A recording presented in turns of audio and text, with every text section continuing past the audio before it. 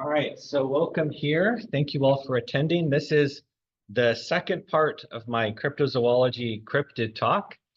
I did the first part last year, and there was kind of interest in me covering other cryptids. I also kind of wanted to talk about some cryptids that I didn't get a chance to. So I thought the best thing was to do kind of a part two. So this is all new material that I haven't presented before. And I thought a fun way of doing this was to kind of focus on movie monsters. So this is our Cryptids Real Part 2, Attack of the Movie Monsters. So I'm first going to go over cryptozoology a little bit for people that may not have attended last week or saw the part 1 of this talk. And then I'm going to go through several groups of cryptids that are common as movie monsters, including giant bug monsters, and then a lot of different types of humanoid monsters, including mummies. Oh, that's fine. Mummies, then we'll get into vampires and werewolves kind of as a set for reasons that will become known. Merfolk, which will take a while. And then kind of as a group, elves, gnomes, giants, wild men, various other types of humanoid cryptids and monsters. So if you didn't attend last week's talk, cryptozoology is basically the study of hidden animals or cryptids. The term originated somewhat recently in 1959 by two biologists, Bernard Heuvelmans and Ivan T. Sanderson. I have some of their first books with me in my little library here. But this kind of investigation dates back hundreds of years earlier. So basically trying to find specific animals that may or may not exist based on folklore or local accounts. So one classic example is the giant squid, which many thought to be just a monster, a figment of people's imagination, but some scientists followed up by kind of like going to where there were sightings, going to where there were accounts, and eventually finding it to be a real animal. Cryptozoology is usually regarded as a pseudoscience by the scientific community at large. That's not exactly my perspective that you may have picked up from part 1 of this talk, but cryptozoological investigations tend to follow this pathway of investigating folklore, firsthand accounts, personal anecdotes, and trying to find physical evidence and other kinds of evidence to kind of corroborate the existence of a possibly new species. So for example, there's the Thylacine Awareness Group of Australia that follows accounts and stories related to the thylacine, the Tasmanian tiger. A lot of the work related to Bigfoot and other cryptids like that has been to collect footprints and make casts of them to try and figure out, qualities about whatever creature left those footprints behind. So in this talk, I'm going to continue to survey cryptids, kind of like I did in part 1, investigating folklore, sightings, as well as potential scientific explanations of these beasts. But I'm going to focus on cryptids that have inspired movie monsters, because I think that's like a fun theme to have close to Halloween. So we're going to look at a number of monsters common in films as well as literature. So let's start with giant bugs. So one popular kind of monster in movies and other media is a giant bug creature. Although this might seem kind of ridiculous, to have like a spider crawling up a building, or, a giant ant attacking people, or a giant moth like Mothra. Could these creatures actually exist? So let's kind of delve into these types of cryptids. Well, giant spiders, you can kind of find accounts and stories and folklore of giant spiders in a few different regions of the world. I'm showing a couple of examples here.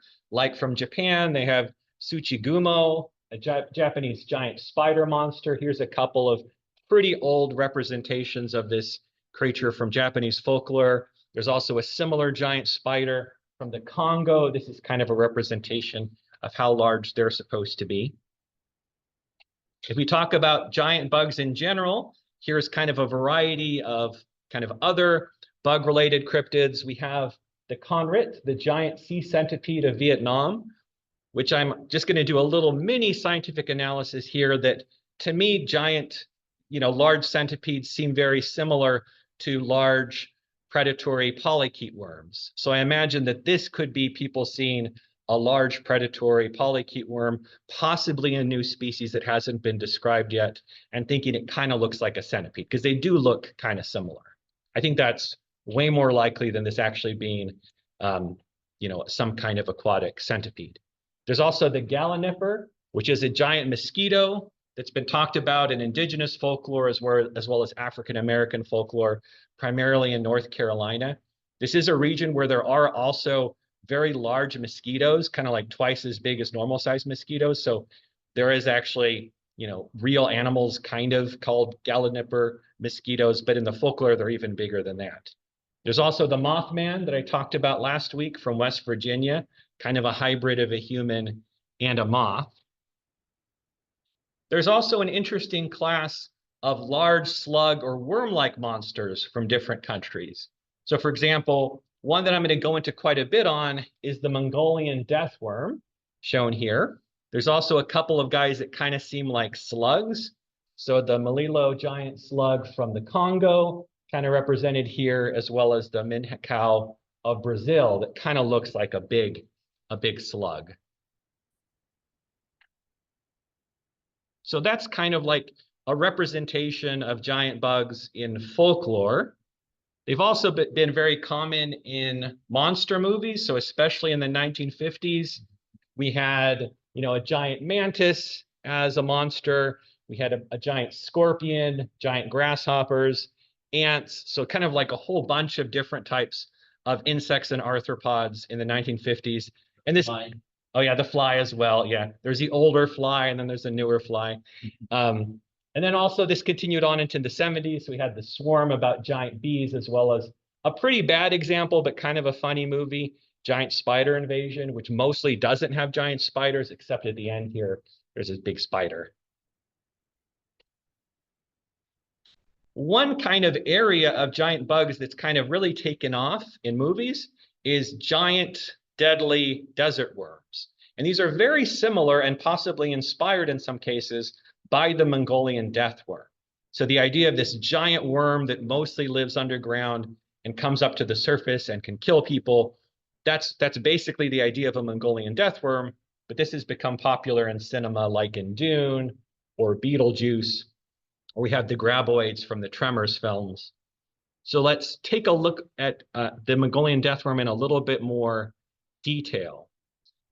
There's been a lot of attention paid to this particular cryptid. This is probably the most popular of all large bug-related cryptids in the world.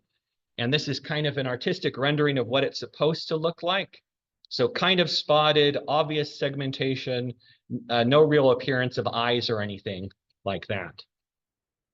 And according to stories by Mongolian locals, these worms live underground most of the time, but they come up, for example, when it rains.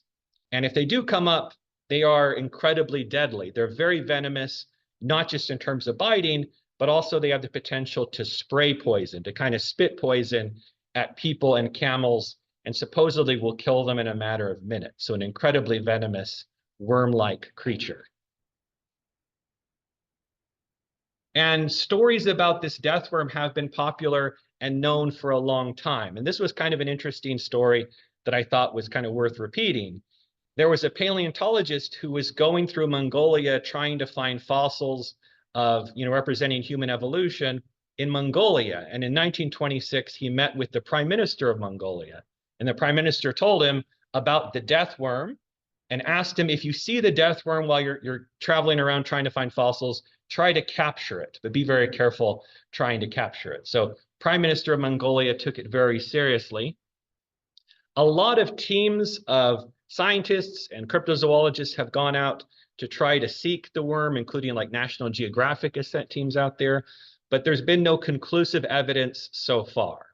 But people have continued to interview locals who have pointed to specific individuals that they know who supposedly died from meeting the death worm, as well as camels, sometimes large numbers of camels dying relatively quickly after meeting the worm. So this is a description of one of these expeditions. This was back in 2005.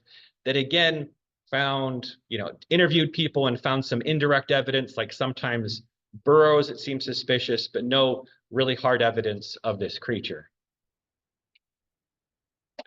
Something else I thought was interesting is some stories of giant bugs have originated within the military. So for example, I didn't know about this until I was kind of digging into this topic, but several different military officers stationed at Fort Polk in Louisiana have independently reported seeing giant spiders in the wilderness close to the fort. And I've even kind of marked them here on this map. The buildings that you see, that's part of the fort. And you can see kind of the regions here. There was a cluster of sightings in 2005 and another sighting in 2007. But there were also some earlier sightings going back, I think, a couple decades before this. Supposedly, these spiders look like giant tarantulas, but much larger, so several feet across, kind of like this model here on the right. Maybe some of you remember this as well. I remember seeing this at the time, but during the Iraq War, this photo surfaced, this one on the left. If I recall, there was also some other photos that were kind of similar that supposedly showed giant camel spiders, about 10 times the normal size of camel spiders. You can see how they look typically on the right with someone holding one. But supposedly, according to these accounts, they were extremely venomous instead of being not venomous at all, like the experience of scientists with camel spiders, and also super fast. So just like blazing across the desert much faster than they're recorded to move. So let's take a look at what these stories could be. So like what can science tell us about these giant bug type cryptids? Well, for various reasons, giant bugs, especially bugs like the size of a person, are extremely unlikely to exist in our modern world, because arthropod size is usually extremely limited based on the availability of oxygen. Arthropods in general don't have, these large mouths where they're breathing in oxygen into pumping lungs. That's not the nature of their respiratory system. So insects don't have lungs. If we look at insects specifically, they have these little pores, these little spiracles on the outside, and gases kind of pass in and out of those spiracles sort of passively, and they go into an inner network of tubes. But the larger the insect is, it's harder for them to bring enough air into their bodies because they just basically have these little openings on the outside. So there appears to be a really hard limit to the maximum size of insects, at least on our planet right now.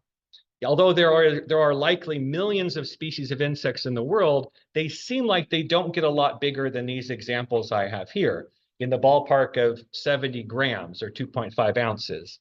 So these are kind of two of the largest, heaviest insects we have. Yeah, there's a question? Yeah. Would you also say that because they have chitin, and the more they have to have chitin, the more they have to have the amount of muscles they have. That's right. That's correct. And I don't go into it, but that's perfectly reasonable. That's another part of the explanation, is that because they have this very heavy exoskeleton, as they get larger, the exoskeleton gets heavier and heavier, and it becomes more and more difficult to support their own weight based on the musculature. And this is not as much an issue when they're in the water, because they're supported by, the water, the buoyancy. So arthropods in the oceans can be much larger than those on land. But yes, so it's kind of a combination of the weight issues related to their exoskeleton, as well as these respiratory issues. That's right.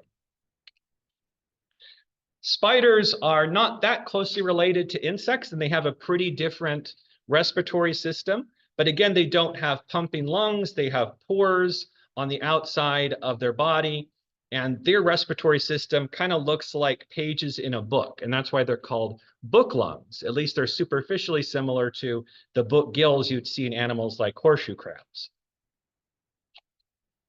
But they appear to be not quite as limited in body size as insects. So spiders can be considerably larger. In fact, the largest spider we know of in terms of weight is the Goliath bird eater spider, which can eat birds, and it can weigh up to 176 grams or 6.2 ounces. So about 2.5 times heavier than the heaviest insect we have on record. So probably due to a combination of other traits as well as the differences in the respiratory system, spiders can get at least a lot larger than insects. If we look at centipedes and millipedes, they have respiratory systems, again, similar to insects with spiracles. You can see the spiracles here kind of at the base of this millipede's legs, as well as a system of tubes inside their body, the trachea. But they, for whatever reason, they seem to be less limited by size, again, than insects. So there are quite a bit heavier centipedes and millipedes compared to insects. Centipedes can weigh as much as 400 grams or 14 ounces, so just under a pound, and millipedes can be as large as 300 grams. So centipedes and millipedes can be a little bit bigger that we know of compared to insects as well as spiders. But we know that under the right conditions, arthropods on land can be much larger, specifically with more oxygen in the atmosphere. So that's why we think that weight is an issue, but also availability of oxygen is an issue. If we go back to the Carboniferous period, this was a time when the Earth was 35% oxygen as a component of its total atmosphere compared to just 21% today. And this greater availability of oxygen allowed arthropods on land to be much larger.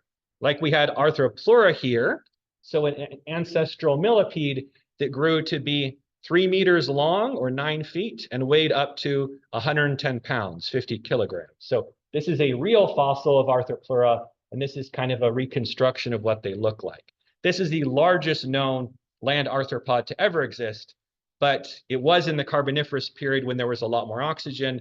There were also really big dragonflies, much larger than we see today, also because of the greater amount of oxygen. Now, some claims of giant bugs are pretty easy to dismiss. Like I showed you before, that picture of the giant camel spiders from Iraq, that story kind of spread throughout the internet, but it's been shown quite conclusively to just be a hoax, that they were just kind of taking pictures using perspective to make them look larger, but there's no evidence that there are actually giant camel spiders that are venomous or anything like that.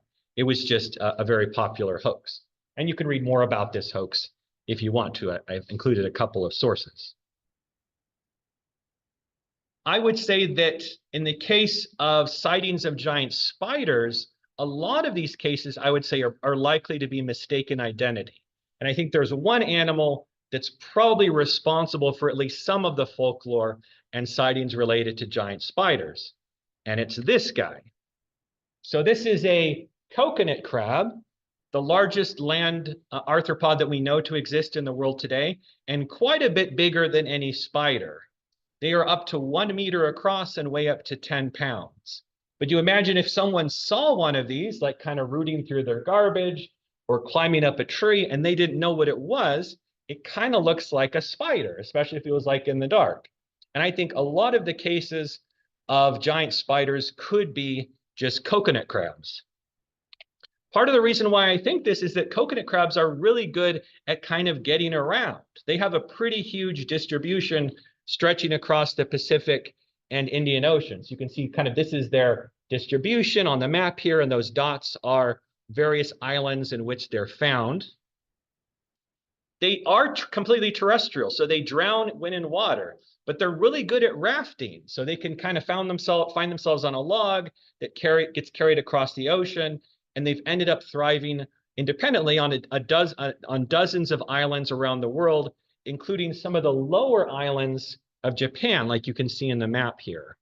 And I think that's kind of an important point, because one of the kind of like well-established folklore traditions of giant spiders is from Japan. So I think it wouldn't be crazy to think some coconut crabs just drift a little bit more northern and go to islands of Japan, the larger islands where people are not used to them. They see them walking around, see them climbing on trees, and that becomes stories of giant spiders. They've even been caught in Hawaii. It's well known that they're part of the illegal pet trade, so they get carried to different countries to become pets. Sometimes they get loose. So in Hawaii, they've just been caught kind of just walking around in Hawaii when they're not supposed to be there. So I think even the case that we had in Louisiana could be a case of illegal pet trade of coconut crabs, releasing them, and maybe there's just coconut crabs walking around in the woods there, kind of trying to make a living. I think that's a pretty probable hypothesis. Now, some of these accounts of giant bugs could actually be undiscovered species. And there's kind of good reason to think that this is possible because new arthropods, including cases of very large species, are being discovered all the time. Every year we find several new species of arthropods. In fact, not the heaviest spider in the world, but the longest spider that we know of, the giant huntsman spider, which can be about a foot in length, was only discovered in 2001. So we're still discovering new species of spiders, new species of insects, and so on. So it's not out of the question that there could be a, larger than we know of spider out there somewhere. I think the case of the Mongolian deathworm leads to kind of an interesting discussion. There's been a lot of potential explanations given for this particular cryptid. That the most basic suggestion is it's just some kind of giant worm. But that seems to be pretty unlikely. Not impossible, but probably unlikely because worms of all sorts tend to dry out very quickly and are not usually present in dry desert conditions. Like on this map here on the left, I actually took this from a study that was looking at recent decreases in earthworm kind of density across the globe. But you can see regions where the map is white tend to be regions that are deserts. So there's just not really a lot of earthworms in like the northern part of Africa or in Australia or in much of the Middle East. This region up here is actually the Gobi Desert. So there's not really earthworms there because it's too dry. So it seems pretty unlikely that the deathworm is actually a worm. Some people have kind of suggested, in my mind, kind of a boring suggestion that the Mongolian deathworm is a known snake that occupies the Gobi Desert, which is the desert sand boa. So here's a kind of a comparison of the sand boa on the left and a reconstruction of what the deathworm looks like on the right. It does kind of match the description. It's pretty thick. It kind of has, spotting pattern on it, somewhat similar to a deathworm. But some things don't line up at all. This sand boa is not venomous at all. It's not known to attack people. So if you grant that attacks of some kind are happening, this doesn't seem to be a likely candidate. Another explanation is it could be a known venomous snake. There are actually venomous snakes that live in this desert, like the Mongolian pit viper, you can kind of see on the left here. Or it could be an unknown, really highly lethal species of spitting cobra. So spitting cobras are snakes. They spit out venom. The venom usually doesn't do a ton of damage if it just got on your skin. Usually they aim for your eyes, and that can cause damage, including permanent damage to someone's eyes. But according to the folklore, this poison, even if it gets on your skin, that's enough to kill you. So this would be an extremely lethal version of a spitting cobra. There are spitting cobras kind of close to China and Mongolia, so it's not out of the question that maybe there could be a rare unidentified species of spitting cobra that occupies the Gobi Desert. I think that's kind of another somewhat reasonable hypothesis. One hypothesis that's popular among some cryptozoologists that I think is also really interesting is that the deathworm is actually a large unknown species of what you could call a blind snake or a blind worm snake. And these can get pretty big. This is the largest one we know of. This is a species from Africa on the left that can be up to 1 meter in length. And I think there's a lot of similarities here. So they can have kind of a pretty similar spotting pattern. They also both don't have obvious eyes because these snakes are usually blind. They have no eyes or like really reduced eyes. They also, just like earthworms, they live underground all the time. They eat, animals like termites and ants, and they only come up to the surface usually when it rains, just like earthworms and just like the deathworm. So I think there's a lot of things in favor of this hypothesis. The only kind of big leap is that as far as we know, this type of worm is never venomous. It doesn't have venom. So this would have to be a species that not only was kind of bigger than they usually are, but also one that evolved really strong venom, when as a group they usually are not venomous. But those are some of the competing hypotheses for this cryptid. So I'm going to do my scale of cryptid realness like I did last time. Giant spiders I'm rating pretty low, around 3 out of 10. I think it is possible, just because we know that a spider can be so big is not proof that they can't get any bigger, especially if there was any evolution that happened on the respiratory system of the animal, which can happen. Like respiratory systems can evolve just like any other aspect of an animal. So it's possible there could be a large coconut crab-sized spider out there, but I think it's more likely that most of these sightings, at least, are of other creatures like coconut crabs that kind of got dispersed farther than they usually do. Mongolian deathworm, I think, is a really interesting case, and I'm rating it a 6 out of 10. Although there is pretty scanty physical evidence, there is a ton of indigenous lore, sightings, personal accounts, people that have supposedly been killed by this worm. And I think that kind of points to at least there could be something there that has been killing people and camels. I don't think it's a worm. I think there is in all likelihood a very rare snake, either some venomous snake like a spitting cobra, or the less likely but more interesting explanation of a venomous blind snake. Okay, so we've talked a lot about giant bugs. Now let's shift topics to humanoid monsters. So these types of cryptids and monsters have been in the human consciousness and folklore and mythology for literally thousands of years. So is there any element of truth to these kinds of creatures? So let's take a look at some of the popular humanoid monsters that exist in folklore and movies. So let's start with mummies. So a mummy is a kind of undead person, a preserved mummified person. In stories and in movies, typically they're brought to life, often at the whim of a sorcerer who does a spell to bring them back to life and to kind of control them. I want to show you a clip here. This is from I think it might be the earliest mummy movie. This is from the Universal Mummy from 1932. This is kind of the opening scene of this movie where an archaeologist finds an old papyrus that has a spell on it, basically a resurrection spell. And he's just kind of reading it out loud, trying to understand it. But what he doesn't realize is that there's a mummy behind him and the spell's working to basically bring the mummy back to life. And this is Boris Karloff as the mummy. So I'm going to play this little clip here.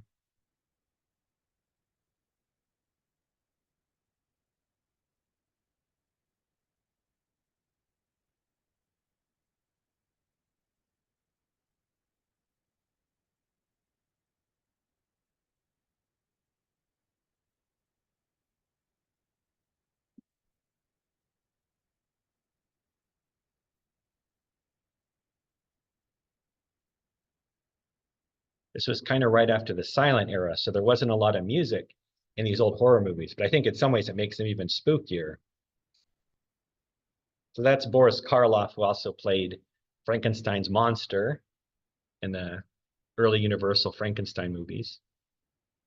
And mummies have continued to be in movies, including from the kind of new Universal Mummy series from the 1999. So mummies, probably some of you are aware of this, but they originate from Egyptian mythology and religious practices. So in ancient Egypt, when people died, they were mummified. At burial, they were kind of wrapped up. Parts of their internal organs were removed, and they were kind of coated in different types of chemicals. And they went through various rituals, including this opening of the mouth ritual shown here on papyrus on the right.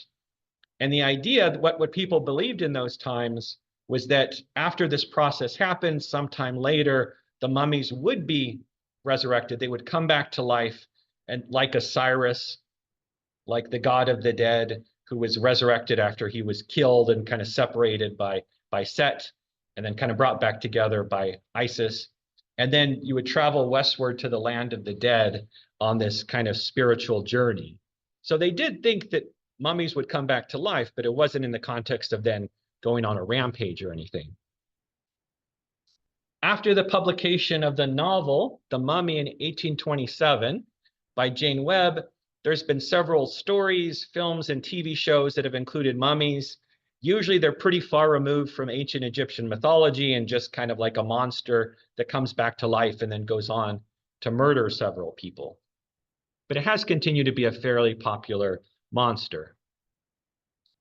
Now, I don't think there's any real evidence to go over of mummies actually coming back to life. So I don't think we should spend too long on that. But there's another aspect of mummy folklore that I think is more interesting to examine, and that's the idea of the mummy's curse.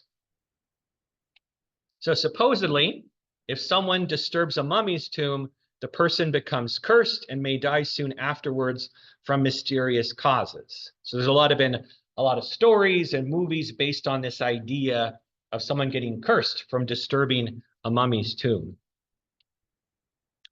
Historically, so this really did happen, some people who excavated mummies' tombs ended up dying from sudden infections or tragic circumstances, supporting the idea of a curse. Kind of like the biggest case of this was this Earl of Carnarvon, so was the discoverer of King Tut's tomb, went on to die later. I think there were some other people part of that team who also kind of died under mysterious circumstances. So a lot of newspapers covered this of, tomb digging to go on despite curse of Egypt, kind of taking this idea of a mummy's curse fairly seriously. Some newspapers even published this story that a mummy was on the Titanic and that it was the mummy's curse that caused the ship to sink. So this is a French newspaper from the time that documented this story, although there's no evidence that there was actually a mummy on board. There supposedly, I think it came from a British museum, but the museum said there never was a mummy that was transited on the Titanic. But the idea is kind of still persisted. A similar, but I think much more persuasive example of a curse story starts with the opening of a 15th century Polish tomb in 1973. So they were renovating this chapel, including this tomb of this really old king, Casimir IV. And here's what his sarcophagus looks like. And they wanted to kind of go into the tomb and check it out and see what had to be done to renovate it. And there was a 12-person renovation team that went into the tomb, and 10 of them died really soon afterwards, many of them from really serious sinus infections. So this is a pretty convincing case of something happened after they went into this tomb. A microbiologist examined the tomb and took samples from it and found that there were really high amounts of this fungus, Aspergillus flavus, a dangerous pathogenic mold that creates toxic spores that can be fatal if breathed in large quantities. And they found tons and tons of these spores within this tomb. So I think this is a likely explanation that people were actually exposed to these toxic spores when they went in to renovate this tomb. And it may explain at least some of these deaths from people going into King Tut's tomb as well. Like, as you can see, they weren't going in with masks or safety equipment. They were just going inside the tomb. They could have breathed in, toxins, toxic spores, or other types of substances that caused them to later die, kind of creating this idea of a curse.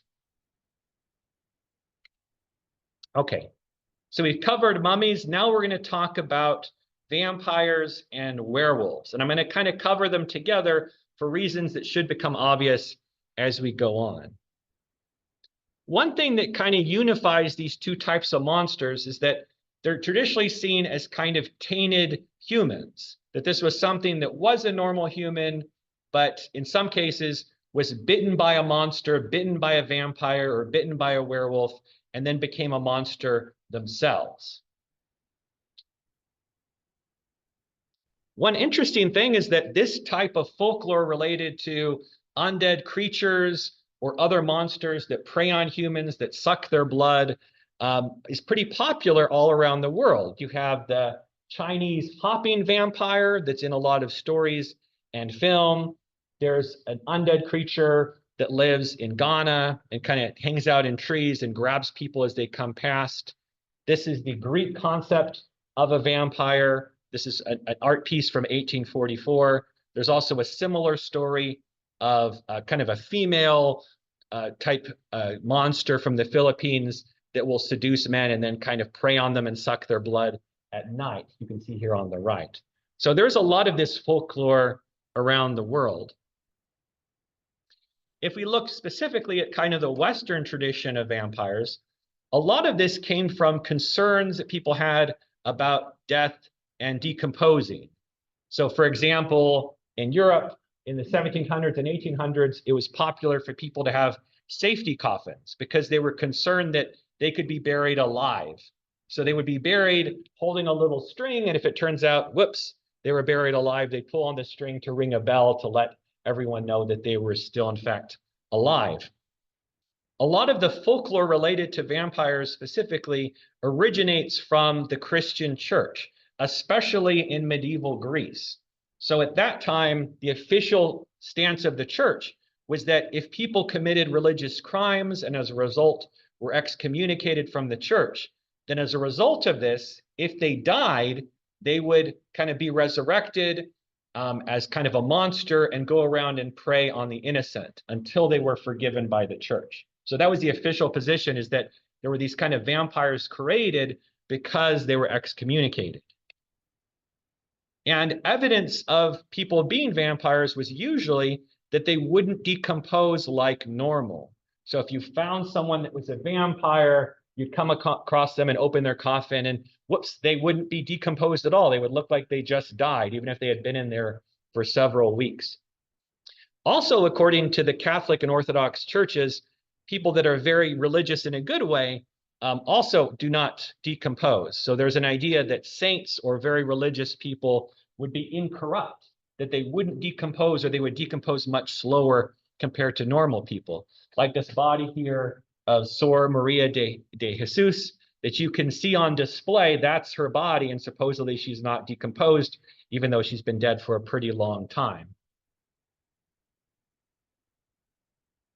So because of kind of these beliefs that people had that a vampire wouldn't decompose, that was the evidence that someone was a vampire, in the 1600s and to 1800s in Europe, it was common for people who suspected someone was a vampire or a vampire was causing trouble in a village that they would dig up a grave and examine the body for decomposition.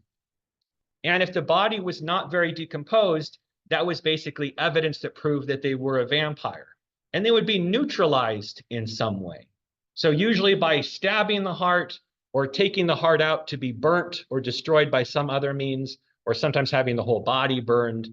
So here's some examples of this. So we have, from the 1800s, people finding a vampire and then shooting them. Or this is from France, stabbing a vampire. Or this is an example in England of just some animated corpses, kind of like vampires walking around. So the idea of a vampire has kind of become very specific in popular culture. But if you look throughout the traditions of vampires in Europe, vampires do a lot of different things. They don't just go around sucking blood from people. So for example, in Greece, vampires were known to cause instant death by calling someone's name at night. They would basically go to their house and knock on their door and call them by their name. And if the person answered, the person would die. And that kind of led to the superstition, which I don't know if it's still common there, but if someone calls on you at night, you don't say anything and you wait for them to call you again, because that would prove that they're a normal person and not a vampire. Vampires would also throw stones and start fires. In Germany or in Eastern Europe, they wouldn't just bite someone, they'd also just strangle them in their beds. Or in Russia, they would murder cows. Sometimes they would pinch people really hard or ring church bells that would kind of be like a curse that would show that someone was going to die. So I have a book that I brought it's from the early 1900s, but it's kind of a cool book. I have it here on the left that collects a bunch of different vampire legends and traditional folklore in Europe. And on the right here, this is just a representation of a German type vampire from that tradition. So one thing that could be surprising to people that haven't delved into this literature is most of the early vampire folklore doesn't have anything to do with bats. So in various countries, vampires could shapeshift into different types of creatures, sometimes even into wolves. I remember one story, he could transform into a pig but not typically bats. There's not this really strong connection in most of the folklore between bats and vampires. But some people think that that means that it didn't exist at all, which is not true. It just was relatively rare. Some people did make this connection. So there was a short story in 1863, you can find it in this book here, that talked about female vampires in Portugal that could take the form of bats. So it wasn't unheard of, it just wasn't this absolutely strong connection that we see in vampire traditions today. So now let's take a look at werewolves in folklore. May I? Yeah, go ahead. I don't know. In some parts of Eastern Europe, like Romania, there is a genetic abnormality. Okay, I think I'll talk about that. Okay, yeah, we'll talk about it. I think I know what you're getting at. Yeah. So if we look at werewolf folklore, stories about werewolves or lycanthropes were common in ancient Greece, and usually they were thought of as someone that got transformed into a wolf. They're not really an undead creature like a vampire is. So frequently in these early stories, people would be magically transformed into wolves as punishment for misdeeds. So for example, if someone was a cannibal, if they ate human flesh, they could get cursed and become a wolf or a werewolf. In this story here, this is from Greece, there was a king that wanted to prove that Zeus was really Zeus because he kind of showed up to a party. So he served him human flesh, and Zeus was so mad that he cursed the king and turned him into a wolf. Herodotus, kind of like the father of history, he wrote about this nomadic Nuri tribe that could transform themselves into wolves, kind of represented here on the right. So if we go to medieval Europe, a lot of medieval European countries believed in werewolves and took them as a serious threat. So you can find a lot of examples of kind of medieval art depicting werewolves, werewolves eating people, werewolf attacks. One interesting example was, I think his name is King Knut. He controlled a lot of European countries during this time period, the early 1000s, and he wrote rules specifically trying to deal with werewolves. So he wrote this set of rules that the purpose was so that madly audacious werewolf do not widely devastate nor bite too many of the spiritual folk or flock. So there was this big belief that a lot of Europeans had at this time that werewolves were a real threat, kind of targeting and killing people. Here's some more examples that I'm throwing in of just more medieval Renaissance werewolf art. So you can kind of get a picture of it. So that's werewolves in folklore. If we take a look at movies again, vampires have been a very popular monster to have in film, going from Nosferatu from 1922 to the current day. So I just have a little sampling here of depictions of vampires. A lot of these films, including Nosferatu itself, were inspired by the novel Dracula by Bram Stoker. And what he did is he kind of combined the traditional vampire folklore with the real history of the ruler of Romania who had a lot of brutality in the way that he governed and dealt with enemies, Vlad the Impaler. So he kind of combined those two to create this character of Dracula. Werewolves are also pretty popular movie monsters, and especially if you're into like practical effects, there's a lot of great examples of transformation scenes of people turning into werewolves. Like maybe the best one is from An American Werewolf in London, shown here, but even the Wolfman has some pretty convincing, impressive werewolf transformation scenes. There's also Ginger Snaps about female werewolves, and Teen Wolf, where he plays basketball and so on. Yeah, that's right. Yeah.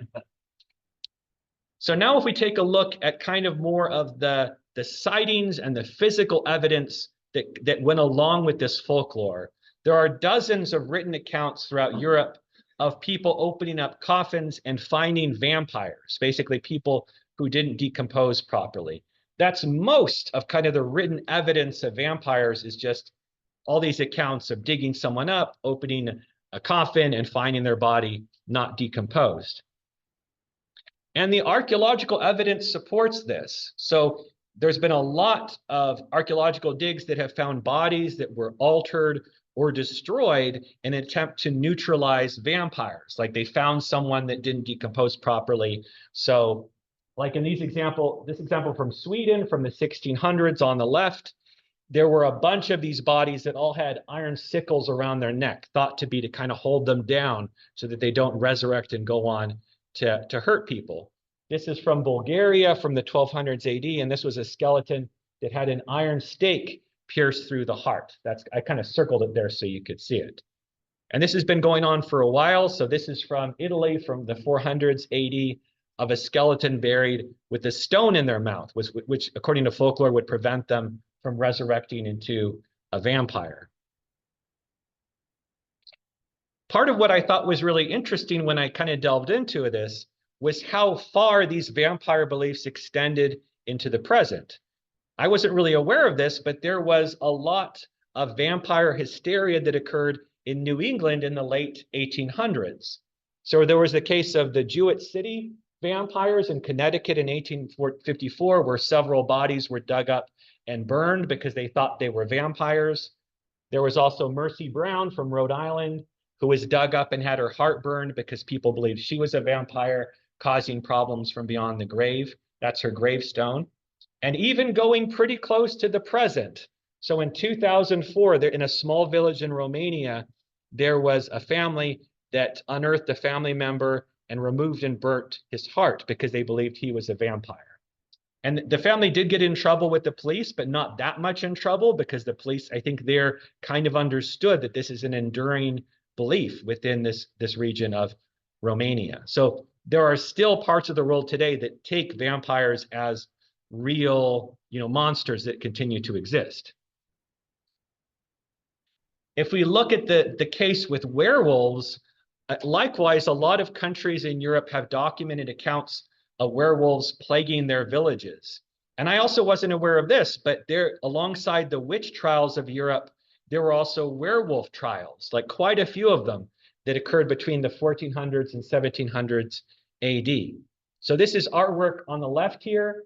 This is the execution of the self-professed werewolf Peter Stump, who supposedly killed and ate 16 people, and he was tortured and then killed by beheading in Germany in 1589. And this is a village in Estonia where Hans the werewolf was tried and then killed in 1651. And something really interesting about this case is that according to documents at the time, Hans said that he was bitten by a wolf or a werewolf, and he had a nasty wound, I think, on his leg. And he said that after he was bitten, that's when he became a werewolf himself. So you kind of see like an early example of the idea of werewolf being a contagious condition like we would associate today goes back to this account from Estonia. In 1572 to 1573, in this village of Dole, France, there was a man or werewolf that killed and ate several people. And you can find kind of a lot of interesting documentation from this time. So the city of Dole had a proclamation that the town should assemble armed with clubs, halberds, pikes, arquebuses, which I had to look up was like an early type of gun, and other cudgels to hunt down the named werewolves where they might find, catch, shoot, or kill them. So it was basically giving permission for people to go after werewolves that they knew were werewolves and hunt and kill them, and there wouldn't be any legal repercussions if they did that. As a result of this hunt, this man, I think the name is hard to pronounce in French, but it's like Gilles Garnier, was arrested for these crimes and burned at the stake. And something I thought was interesting, if you read the arresting report, which you can find here, that's like the front page of it, is that one of the crimes that he was accused of that kind of made the whole thing worse is that not only was he hunting and killing and eating people, but he also did this on a Friday. So like kind of that was the worst part, was that not only was he killing and cannibalizing, but he was also kind of doing it on the holy night. He wasn't keeping the Sabbath in the process. Yeah. So if you look at more recent accounts of werewolves, and there are, especially in kind of the United States, there's kind of a tradition of this, most of these accounts of modern werewolves are similar to this cryptid that's known as the dogman, especially the Michigan dogman, which is kind of a man-wolf hybrid or a very large wolf. And here are some newspaper articles, one's from Wisconsin, 1992, where people had supposedly sighted a werewolf or a dogman. And then this is another sighting from Michigan in 1987, where most of these sightings are from the Michigan area. Okay. So given this extensive history of these cryptids stretching back literally hundreds of years, is there any truth to vampires and werewolves? How can we explain them kind of in a scientific way? So it'll take a while to get into this. So let's take a little 10-minute break again, and then we'll come back and I'll go through potential explanations for vampires and werewolves. So go ahead and take a little break if you need to, and then I'll be back in about 10 minutes. So let's now think about what explanations could there be for vampires and werewolves. Well, most of the historical documented evidence for vampires from accounts you can find in history, they all originate from bodies that didn't decompose normally. I think people at the time assumed that decomposition of human bodies followed this simple, predictable timeline. So if you dug someone up and they just looked better than you expected, then that would be evidence that they were a vampire and you should destroy their body somehow.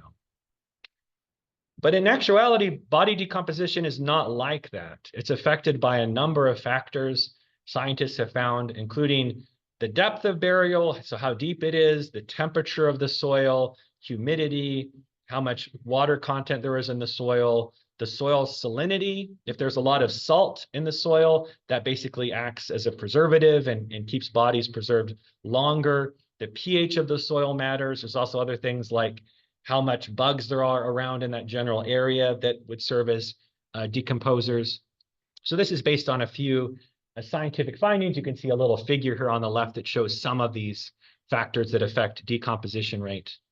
It's also affected by things like illnesses. So what someone died from, major illnesses they had at death, as well as drugs and other chemicals in their bloodstream can also affect decomposition rate.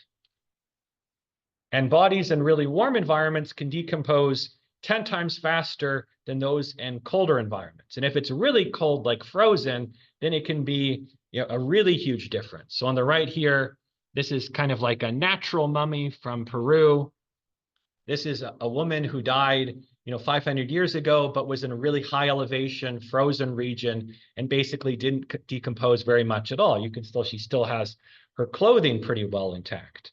So there are cases like this of natural mummies in cold regions or in bogs, or again, in very salty soils that can preserve bodies much longer than you would think. And I was just talking to Bassam about this, but a lot of the folklore regarding vampires is reminiscent of a genetic disorder called porphyria. And there's a lot of things that kind of overlap between this disorder and traditional stories of vampires. So this disorder can cause bouts of confusion and hallucinations. It also can lead to intense sensitivity to light, where people go out in the sun, that can cause blistering and burning of the skin. This also can draw back the gums, emphasizing the teeth.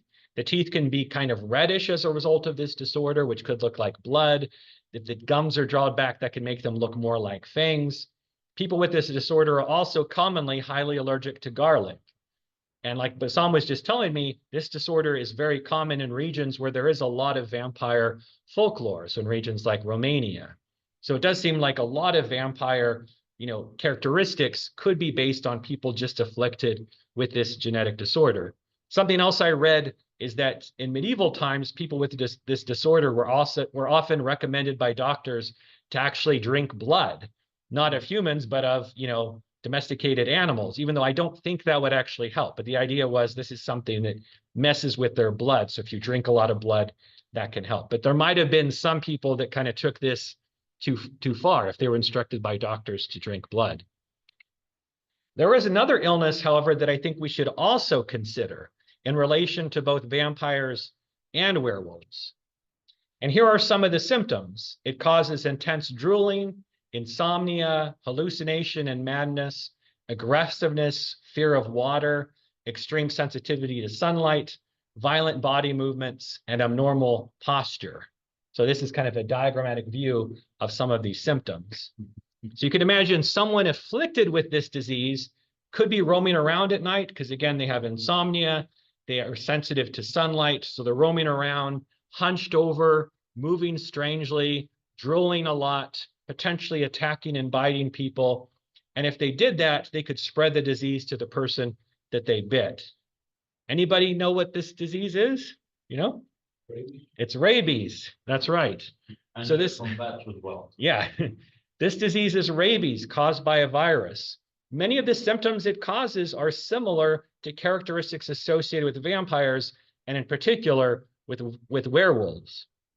If you look at some rabies statistics, in the United States, most cases of rabies being transmitted to humans, about 70% is from bats. And this is a map just showing rabid bat cases in the US in 2010. So still a pretty common event for people to get bitten by bats and to get rabies as a result of it, especially from this bat here that I show on the right.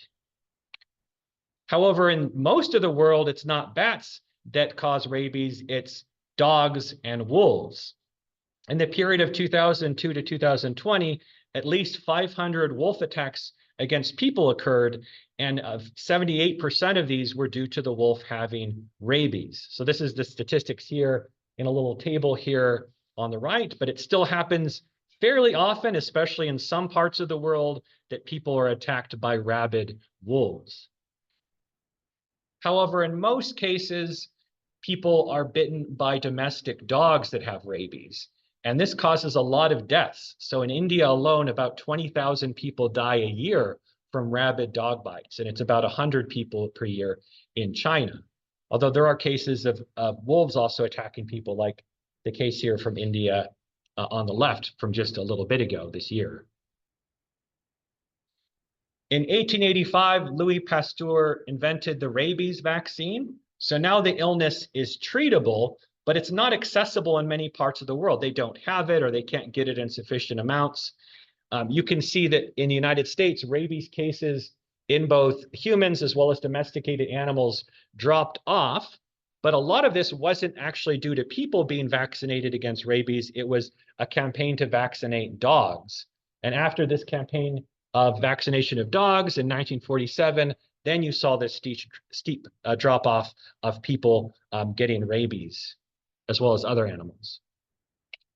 But in some parts of the world, this is still a serious illness. So about 70,000 people die each year from this. You can see again that in the United States and Canada, in some parts of the world, this comes from wildlife, especially bats. But for most of the world, rabies originates from domesticated dogs. Before this vaccine, though, if people got rabies, there wasn't really a treatment, and acquiring this disease was always fatal. People just die from this disease.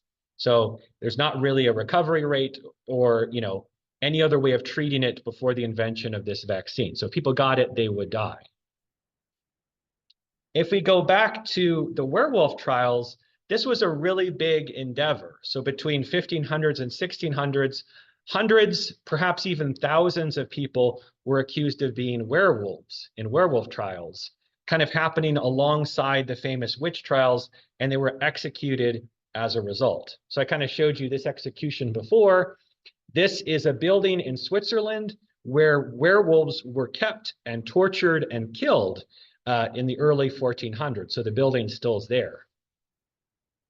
There are stories of werewolves overrunning entire villages, like the werewolves of Greifswald, Germany in the 1640s, or the more than 100 deaths that happened in Gévaudan, France in 1760s AD, caused by this beast. But you could imagine that to have more than 100 people die, this could have been multiple, animals or people out there causing this. So I think that some of the outbreaks of werewolves in medieval Europe, as well as maybe some cases of vampirism, were really people developing rabies as a result of being bitten by a bat, a wolf, or another afflicted person. And this is, indirect evidence, but if you look at where there tends to be a high concentration of rabies cases today in Europe, that also is pretty similar to where these werewolf trials occurred within Europe. So it's a horrifying but entirely possible nightmare scenario that there were actually villages overrun by more and more of the inhabitants falling prey to rabies, that some people would get it and they would attack other people, and then that would spread, and it would be perceived as like a werewolf epidemic assaulting this village. But it's something that could really have happened. Something else I thought was interesting is if you look at this map showing bat species richness, so parts of Europe that have the most bats, and this is a distribution of where wolves are today in Europe. And if you compare that to in parts of Europe that are predominantly werewolf folklore, tends to be kind of this northern part of Europe, as well as kind of Spain and Portugal, and areas of Europe that are predominantly vampire folklore tend to be southern Europe, and then regions that have both are kind of in the middle. But that sort of matches the distribution of where you find the most bats in Europe and where you tend to find the most wolves. So I think it's an interesting idea.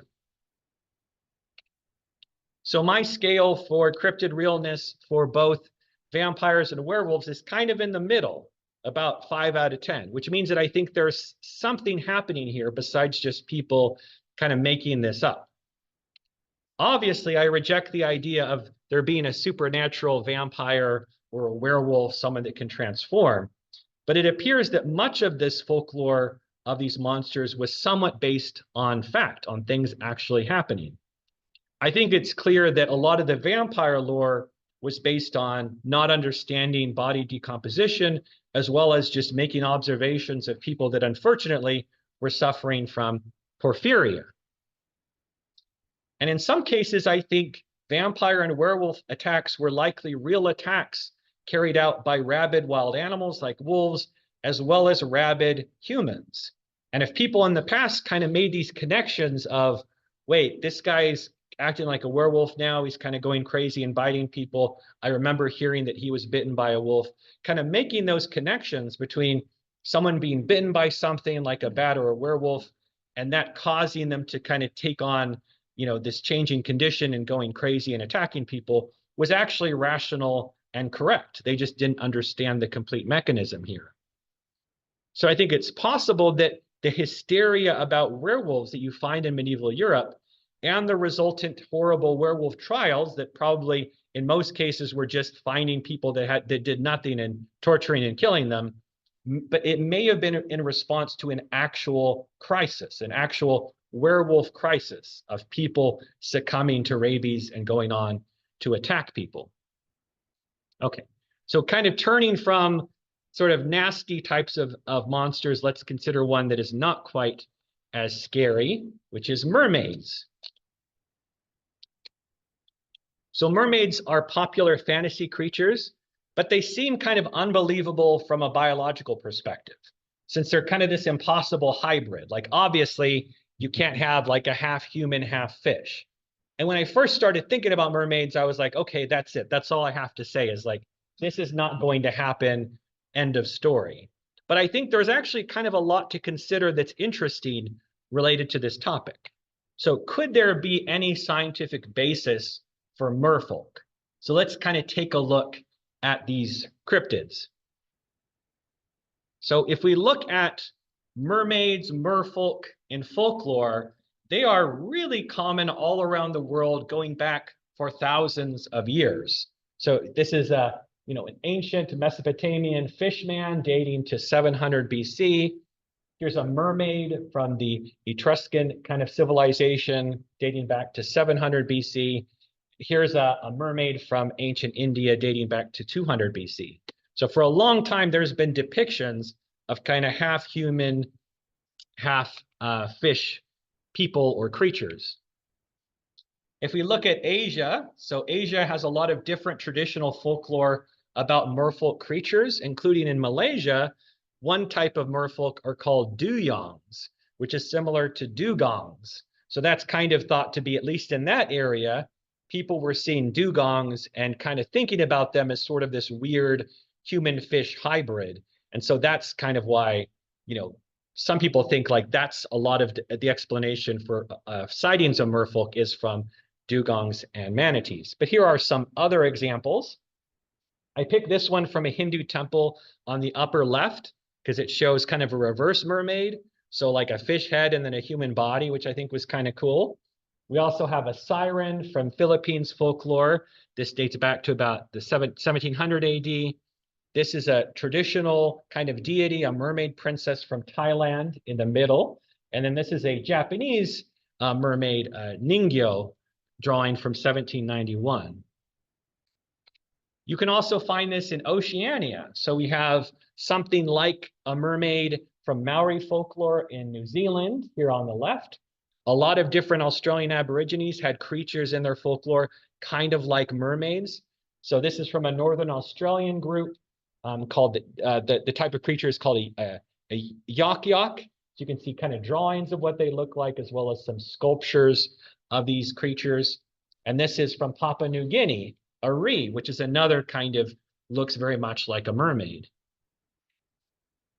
A lot of the tradition in popular culture in America is kind of based on the Western European tradition of mermaids. So one of the early written stories of mermaids is the Little Mermaid story by Hans Christian Andersen. Here's an illustration from the story from 1837. There's also a lot of medieval representations of mermaids, including from France, as well as from an English collection of kind of detailing different creatures that live in the water. This is a sculpture of a mermaid from an Irish church dating back to the 1400s AD. So there's a pretty rich tradition, kind of a lot of places around the world, including in the Americas. I just didn't want to go too many places. Mermaids have continued to be common fantasy creatures in popular culture, both in America and elsewhere, including a lot of different adaptations of that Hans Christian Andersen Little Mermaid story. So unfortunately, one of maybe the earliest mermaid movie was called Queen of the Sea. We have a poster of it. You can see a lot of mermaids, but this film actually was lost. It was destroyed in a fire. So we don't have the film anymore, but it was a really early film about mermaids. There were also mermaids in the Peter Pan stories, like Peter and Wendy here. These are 3 different adaptations of the Little Mermaid story from Japan, and then from Hong Kong on the left, and then from Russia down below. So it's been adapted in a number of different times in different countries. So that's some of the folklore and kind of movie basis of merfolk. Let's take a look at some evidence, some sightings. So some of you might be aware of this, but in Christopher Columbus's travels, he supposedly spotted mermaids off the coast of the Dominican Republic.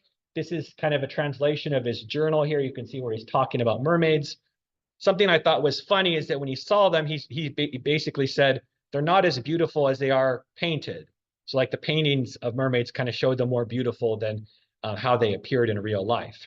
He also remarked he had also seen mermaids, not just in the Americas, but also off the coast of Guinea in Western Africa. More recently, in 1935, there was a sea captain and his crew of 11 crewmen all spotted a merman in the waters off Los Angeles. So it was documented in this newspaper article here. According to the captain, he had also seen other mermaids, including, I think, one that was holding a woman mermaid holding a baby earlier before this particular sighting. In Japan, there was a lot of supposed encounters between fishermen and merfolk, the Ningyo, in the 1700s to 1800s, and sometimes they would capture and mummify these mermaids. But however, in most cases, these were found to be hoaxes. It was kind of a big industry. People wanted to buy mummified mermaids. But what they would do is they would basically just attach a bunch of different animals to each other and make kind of a hybrid. This was also the same type of creation as the Fiji mermaid, which P.T. Barnum had in his circus. He had one of these preserved Japanese mummified mermaids that was really just a hoax, a bunch of creatures assembled together. Something more recently that I thought was kind of cool was from 2010 to 2012, there were several mermaid encounters in Zimbabwe where workers were there kind of working on a dam, and they basically had to flee and abandon the project because they were being attacked by mermaids.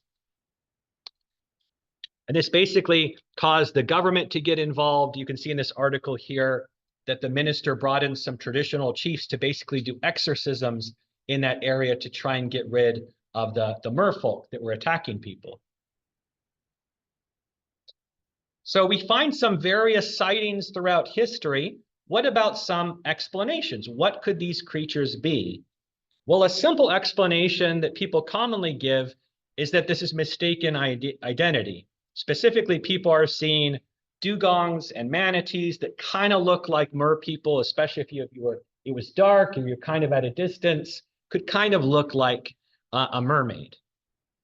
For example, I'm pretty convinced that this is what Christopher Columbus saw, given that the two regions where he said he saw mermaids, so he was kind of like in this region here when he saw mermaids by the Dominican Republic, and then he was here off the coast of Western Africa, which is also known to be a region that has manatees.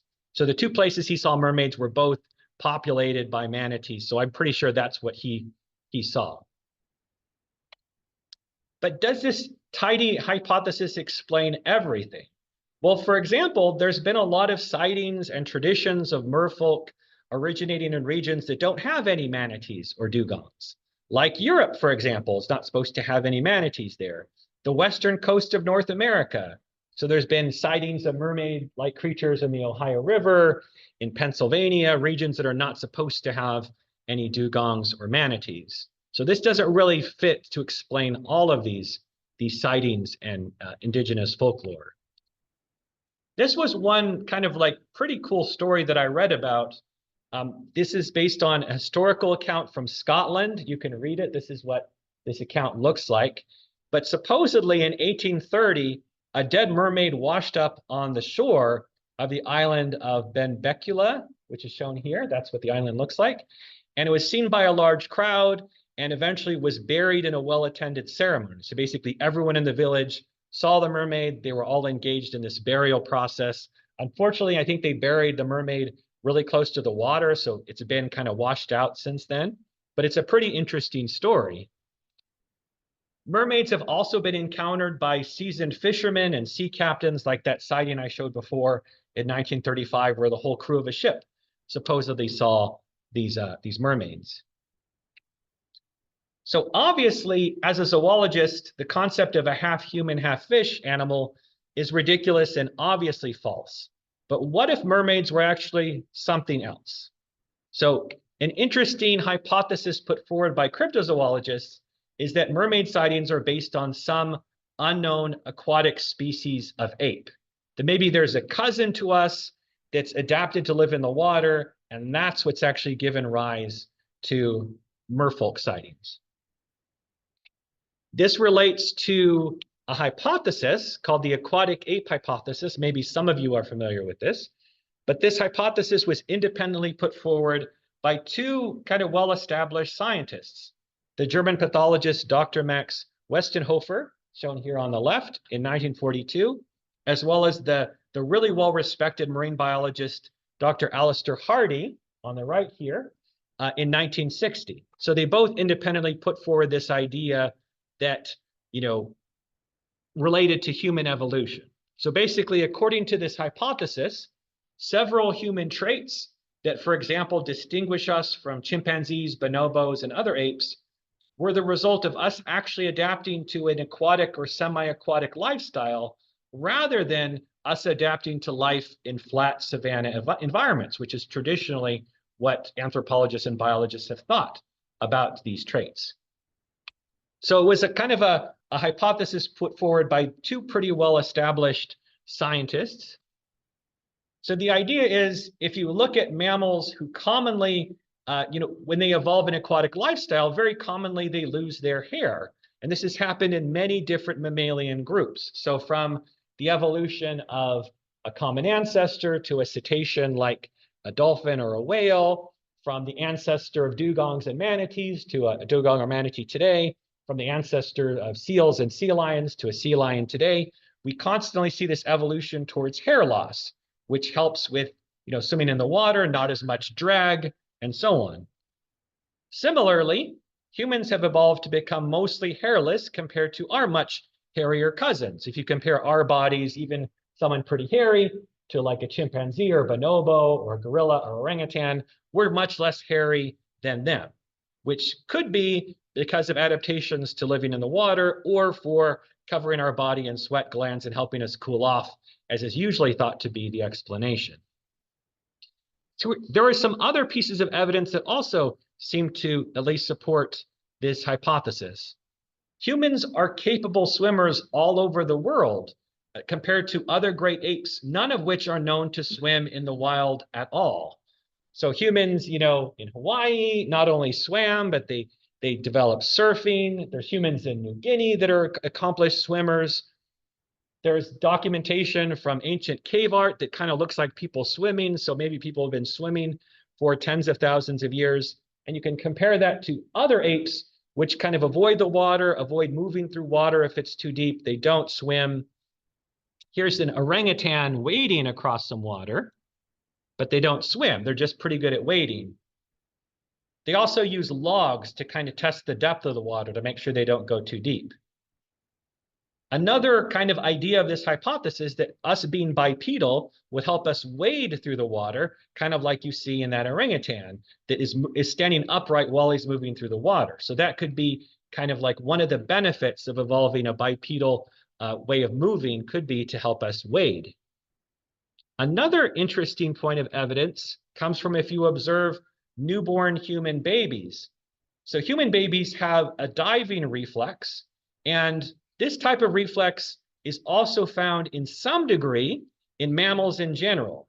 But humans have this, it's a lot more complicated in a human and in aquatic animals than what you would find in a purely terrestrial animal. So when we go in the water, the type of response you see across mammals is that their heart rate goes down and they hold their breath, but that's basically it. But humans don't just do that. They hold their breath, they also open their eyes, and they engage in basic swimming behavior that helps them kind of get to the surface. So I'm going to show you what this looks like. This is the human kind of baby diving reflex. You can see they hold their breath, they open their eyes, and they kind of engage in some basic swimming locomotion to try and get to the surface.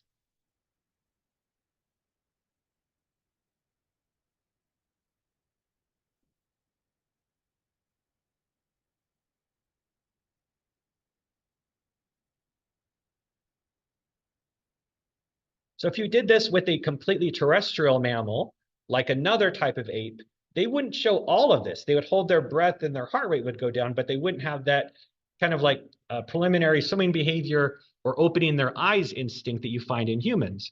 But you do see this kind of instinctive swimming in other aquatic mammals like dolphins. So let's take a look at this dolphin being born.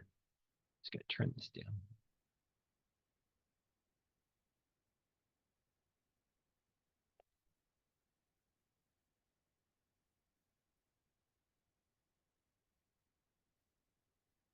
You can see as the dolphin's born, they instinctively will start to swim to the surface. Now, they're a lot better than a human, but humans still have an instinctive swimming response that you don't see in purely terrestrial animals. So this is kind of an interesting corollary to cryptozoology in general. Although this aquatic ape hypothesis was put forward by two well-established and well-respected biologists, it has come to be seen as pseudoscience by the scientific establishment. So there's this recent article, aquatic apes are the stuff of creationism, not evolution. Or aquatic ape theory hypothesis is always just pseudoscience. So it's gotten this reputation as being kind of inherently not true, nothing scientific about it, even though it got started as being proposed by two biologists who kind of knew what they were talking about. I think part of this shift towards perception as a pseudoscience is because the popular culture really liked this hypothesis. So there's been books written about it, not by experts. There's been documentaries, Newspapers at the time really wrote about it and said, oh, this means that mermaids are real. So I think a lot of the scientific establishment didn't like how much attention this hypothesis was getting when the evidence supporting it was, in their view, pretty mild or not that convincing.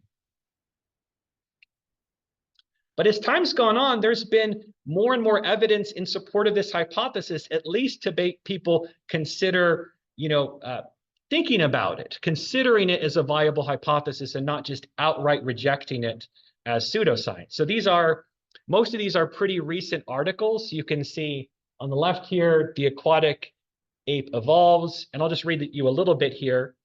While some paleoanthropologists remain skeptical, data from diverse biological and anthropological disciplines leave little doubt that human ancestors were at some point in our past semi-aquatic, wading, swimming, and or diving in shallow waters in search of waterside or aquatic foods. So that's pretty different from just saying this hypothesis is complete garbage or it's creationism, like that one article wrote.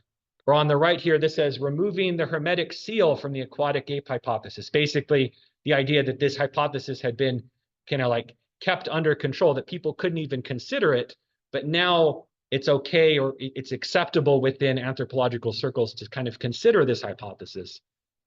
Or this is an article from a nutrition journal where they talk about various forms of evidence, and just part of this article says, it concludes that the evidence completely invalidates the savanna theory and strongly favors the semi-aquatic hypothesis. So I'm not saying that this hypothesis is definitely true, but I think it's not wise to completely reject a hypothesis just because it gets a lot of popular support or people push it too hard.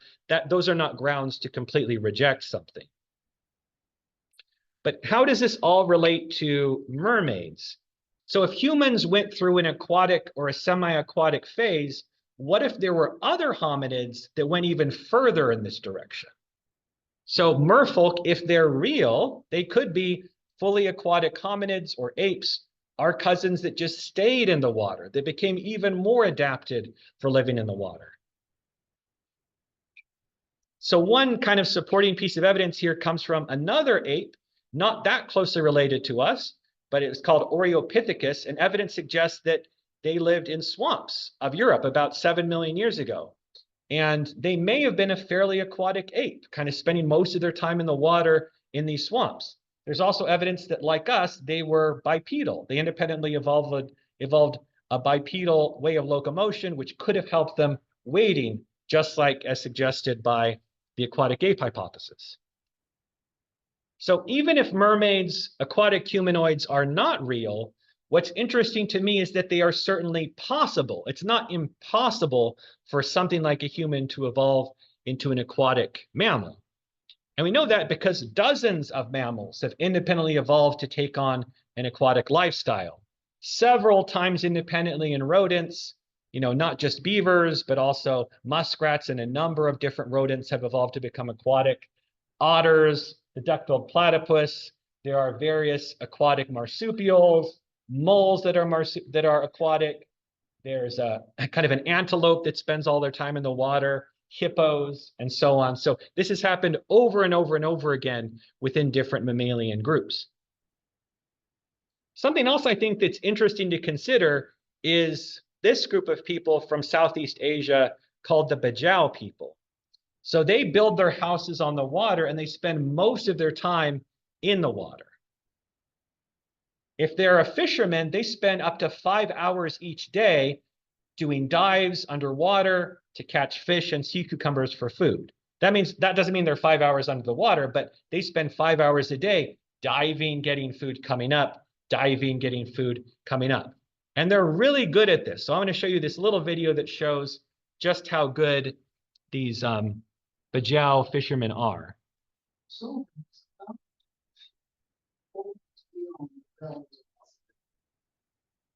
and if you want to try and join, get ready to hold your breath for as long as you can.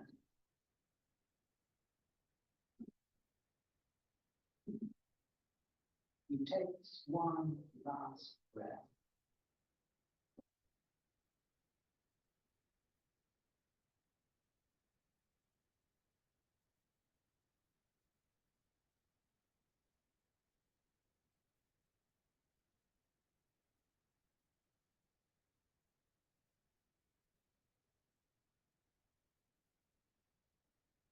boats and arms, Sullivan descends 20 meters to the sea floor.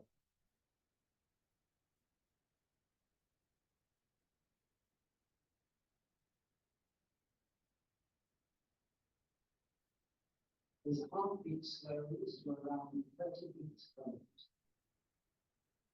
The pressure of these breaths crushes his chest, squeezing the air in his lungs to 1/3 of his usual volume. Even without words, he's negatively buoyant enough to stride across the bottom of the sea with it hunting on land.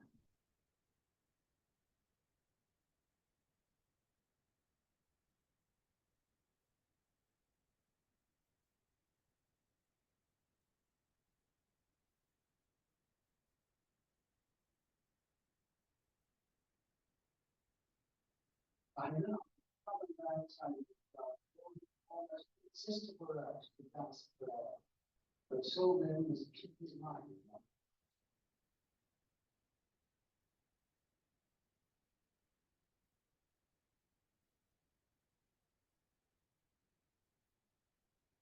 After a minute and 3/4, Sullivan spots a fish.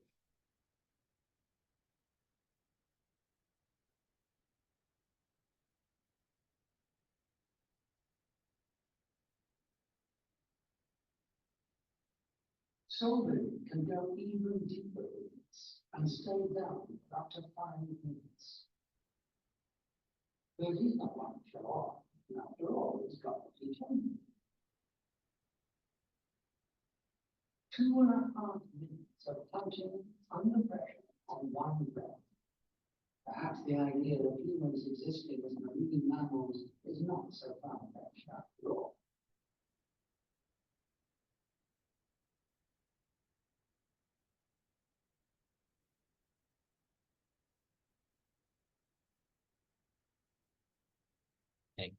So yeah, I think that video is pretty interesting, because it shows a human doing something that most people cannot do.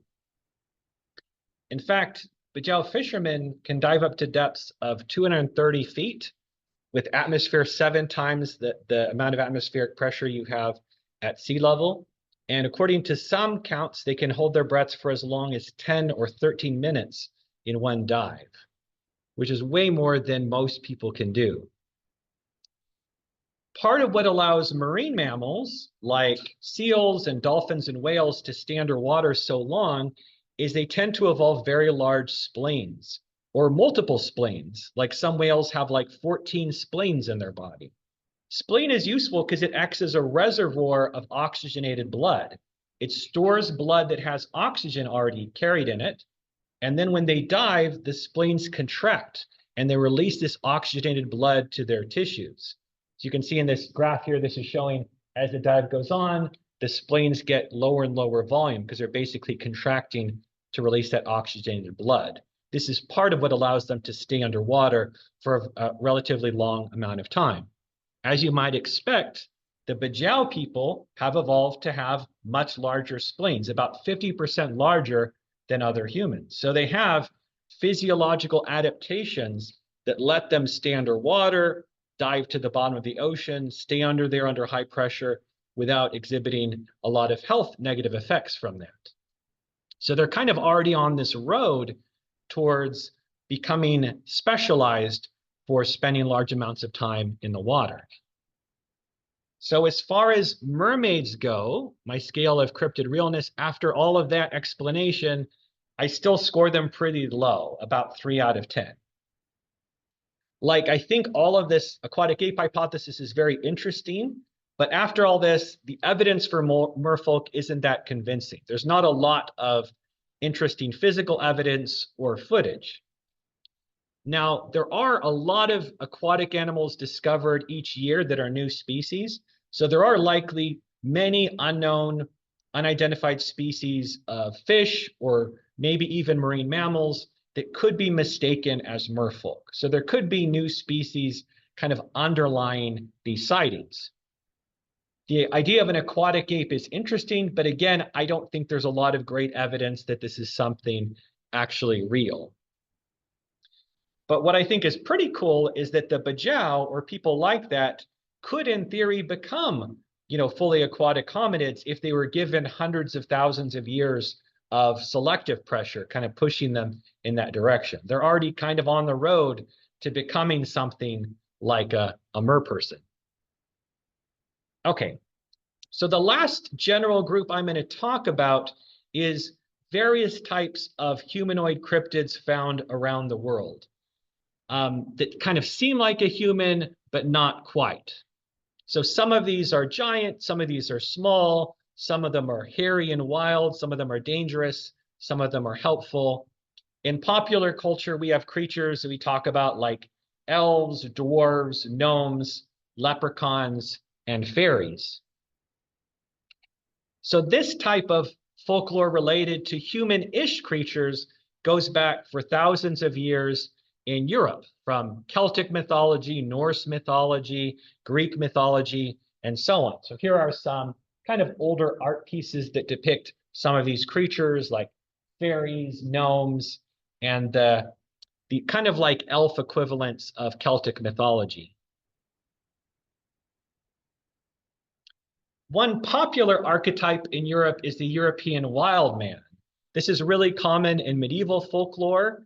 In fact, a lot of pictures of like family crests include wild men in them.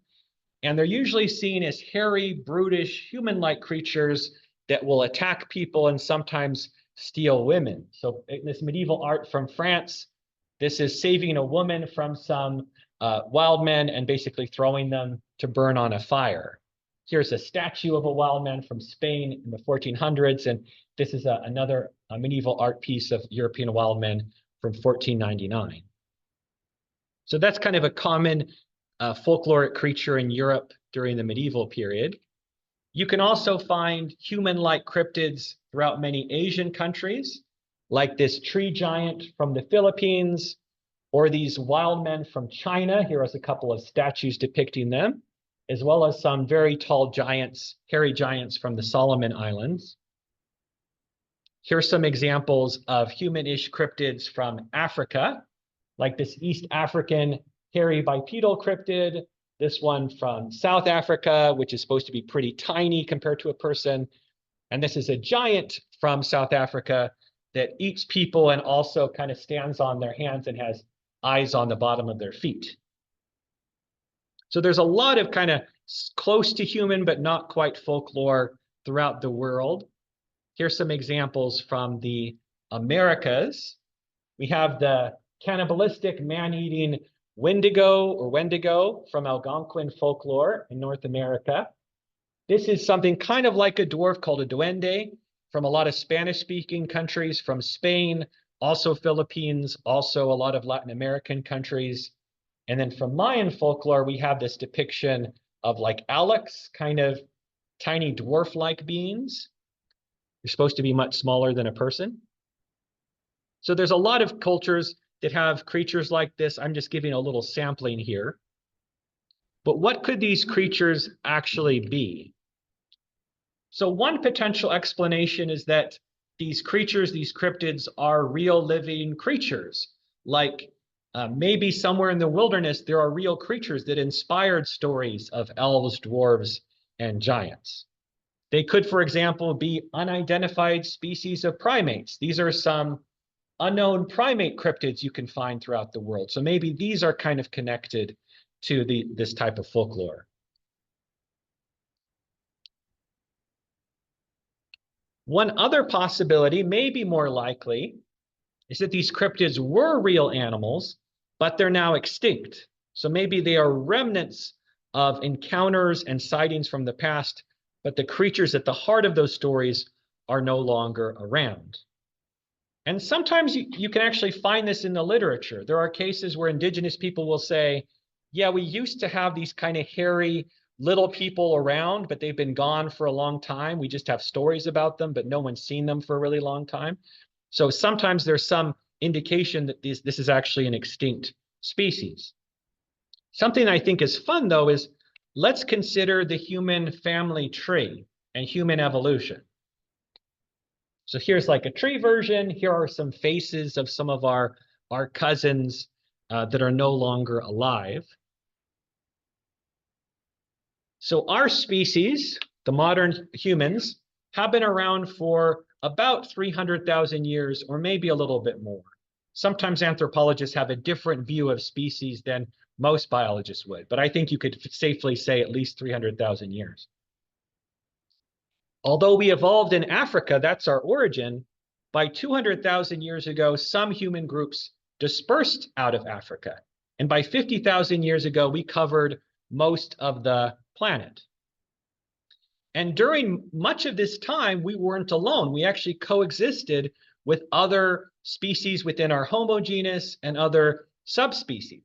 So you can find that in this map here, this is showing some different dispersal events, us coinciding with Neanderthals and Denisovans. You can look at this family tree on the right. So for Homo sapiens, we would have coexisted with Neanderthals. We would have coexisted with the Hobbit people, with Homo erectus even. So we would have encountered these other species that would have been kind of like us, but not exactly like us. So for example, like I mentioned, Homo erectus, maybe some people are not aware, it independently also dispersed throughout a lot of the world. They evolved in Africa like our own species did, but some groups of Homo erectus dispersed into Europe. I know this has a question mark, but I just like this illustration. There's pretty solid evidence they were in Europe, and also into the Middle East, into Asia, and even into some of the islands in Southeast Asia, indicating that they traveled by boat. So they would have coexisted with our own ancestors throughout Africa, throughout Europe, throughout Asia, until about 100,000 years ago when they disappeared. We also coexisted with Neanderthals in Europe until about 40,000 years ago, Denisovans, another subspecies of human, in Asia until about 30,000 years ago, Hobbit people in Asia until about 50,000 years ago, as well as Homo heidelbergensis in Europe, Asia, and Africa until about 200,000 years ago. And that's not all of them. You can see in this map here, this is a number of other species and subspecies that we would have coexisted with. So for much of our history, we weren't the only human-like creature. We were kind of surrounded by other creatures that were kind of like us, but not exactly like us.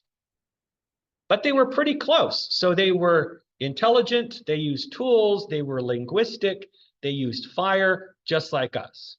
And so we likely had pretty complicated relationships with these other types of human-like creatures.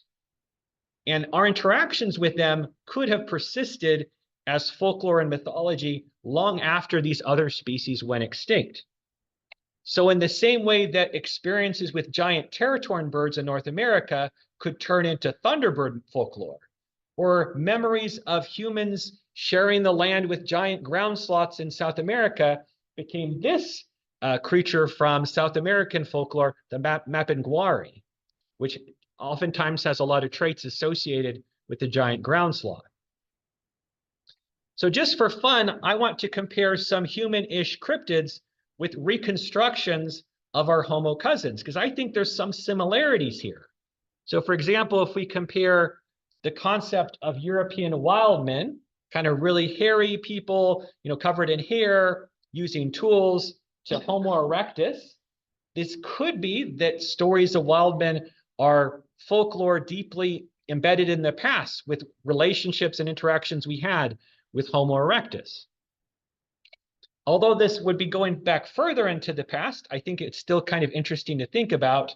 This is comparing Australopithecus, kind of tiny, hairy, bipedal hominid, with some African cryptids that kind of look like it, like little, hairy, bipedal apes. This one I think is interesting too. This is a reconstruction of Neanderthals. They're known to have pretty long, large noses compared to concepts of dwarves. Like it could be that stories of dwarves are rooted in long ago relationships and interactions we had with Neanderthals. I think there is some similarity there. So what can we learn from all of this? So kind of like, what's the point of going through this literature and these scientific explanations?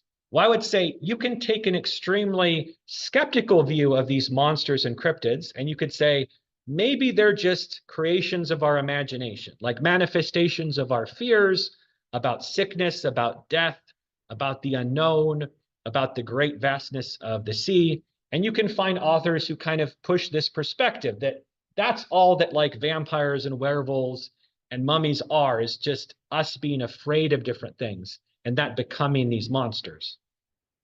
Or you could flip to the opposite end of the spectrum and you could say, maybe this is all real. Maybe our world is populated by undead vampires, shape-shifting werewolves, and merfolk that are actually human on the top and fish on the bottom. Like you can find these clickbaity YouTube videos that purport to show evidence that all of these are actually real. I didn't watch these videos, but I'm sure that they're not. There's nothing that interesting or substantial in them. Of course, this would be fun if this was true, but it doesn't seem likely given the evidence that these creatures exist in this fashion. But I say we could take a more moderate view. We can investigate sightings and stories without believing them entirely, but also without dismissing them as obviously false. That's kind of like the cryptozoological perspective when it's done in a kind of a scientific way. So if people and camels have been actually killed by something, worm-like in Mongolia, if that's true, if a lot of coastal groups and sea captains knowledgeable about marine life tell stories about some kind of strange creatures that look like merfolk, if that's true, if medieval towns and villages were actually terrorized and slaughtered in large numbers by something kind of like a werewolf, if ancient folklore tells us that there at least used to be weird creatures kind of like us, but not quite, then I think this shows it's worth investigating. It's worth digging in and seeing what explanations seem most likely, what seem less likely. Not believing it necessarily, but digging deeper to try and find the truth. So I think that's kind of the way to approach these types of monsters. Okay, so that's it for the talk. I do have some sources which I can send you if you're interested on giant bugs, Mongolian deathworm, mummies and curses, vampires, werewolves, mermaids / aquatic ape hypothesis, and then humanish cryptids kind of related to human evolution. So now I'll take any questions that anybody has in the chat or in person. Did you touch Bigfoot at one point in time? I did go into Bigfoot in my part 1 talk. Yeah, that's why I didn't cover it that much here, but that kind of fits into the same human-ish cryptid thing. Maybe Like, we talk about acromegaly. no. Big bones, you get like under the giant. Remember that big? Oh, okay. Like that being connected. Acromegaly, Okay. Being so large, so big that. That's they actually true. didn't act in the $6 million man Mhm. when they put the Bigfoot in the $6 million. Oh, okay. They brought in under the giant. He was Yeah. a huge guy. Yeah, I do think you're right that some of the stories related to giants or dwarves could be based on, people that are actually very large or very small, that could be part of it as well.